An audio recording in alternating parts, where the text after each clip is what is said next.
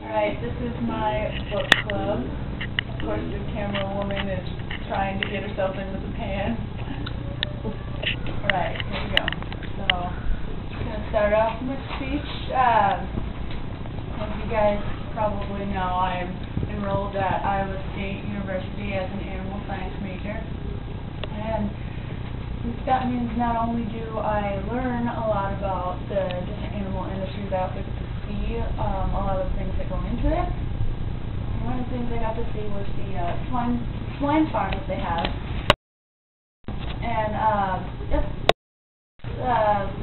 looked clean and orderly and kind of shocking for the pig facility. But one of the things that did stand out to me was the gestation stalls that they have there. And so I did a bit of research into it to see both sides of the argument. So that's what this about.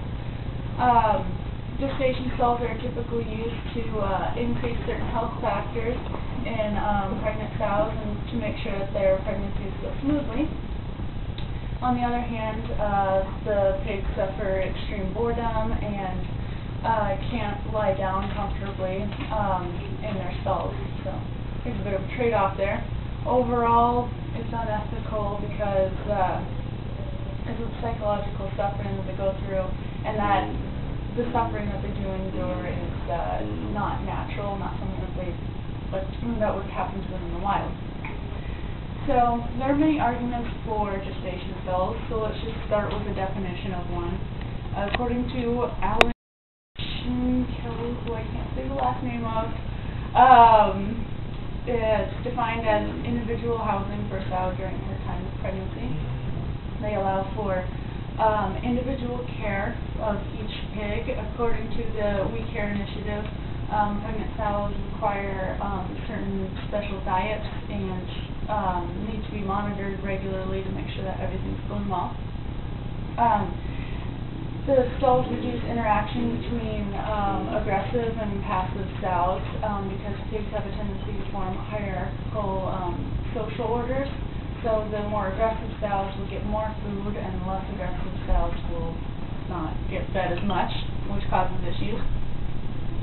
The stalls also allow them to control the environment of the pregnant sows. According to Dr. Maribeth Fuchs, cool sills are used along the walls of some gestation barns and keeps the interior at about 70 degrees year-round, which is pretty comfortable for pigs.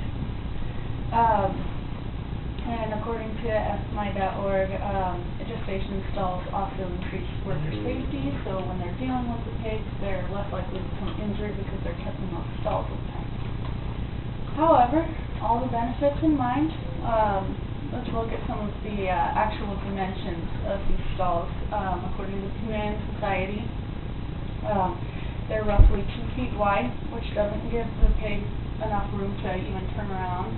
She doesn't have enough room to move more than a foot forward or a foot back. She can't really lay down comfortably. So it's kept pretty still in there. Although they prevent many health issues, they also cause some. According to Jeremy Marchant Ford, and I quote, stalls reduce cardiac function, alter body conformation, reduce bone strength, and make posture changes more difficult.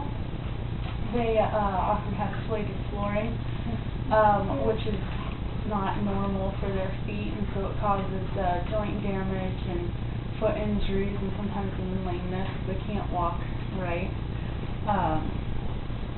There's also extreme boredom.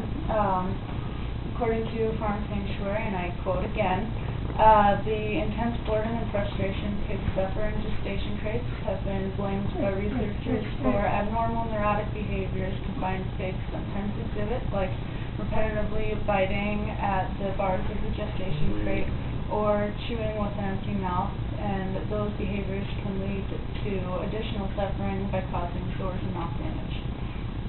So why does the cons outweigh the pros in this issue?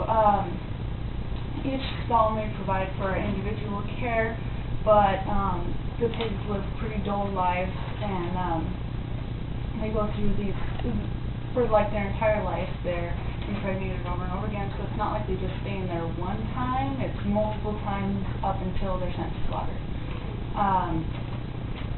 The health risks that they would face without being in the stalls are ones that they would face in the wild, other pigs being aggressive towards them. That is a lot more natural than standing still for months at a time. According to the Iowa Pork Industry Center, gestation stalls were banned in Sweden, the UK, Finland, and the Netherlands by 2008. So things are going well in Europe, apparently, in that area. But reports like Sarah McCann's report that 83% of Missouri residents use gestation stalls. May make it seem like it's harder to change here, but according to Lindsay Patton, 9 states in the U.S. have banned stalls, so we're making a little bit of progress. So what can we do? After all this information, what can you personally do about it? Well, challenging something as formidable as the swine industry may seem pretty impossible, because they've been established in their business for a long time. They know what they're doing. They've been doing a pretty good job overall providing for all of us. But there are little things you can do to change certain aspects of their industry, and a little bit of research would go a long way. I found that there are some industries that don't use the gestation stalls, and instead they keep them in more open pens. They can interact with other pigs. There are even some where the stalls open and let individual pigs in so that they can eat what they need to eat. They're nice technology, so it tags which pigs have eaten so much for however long and everything, and so it does keep track of them and they're being cared for. So if you do a little bit of research and find out which ones use the gestation stalls and which ones don't, then you can buy from only those ones that don't and make a little bit of difference. Boycotting certain companies won't change things immediately, but it makes a difference, and it's a difference I'd encourage you to make. So thank you for listening to my speech, and I hope it wasn't too boring. And the audience again.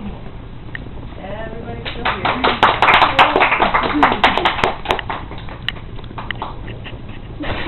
All right.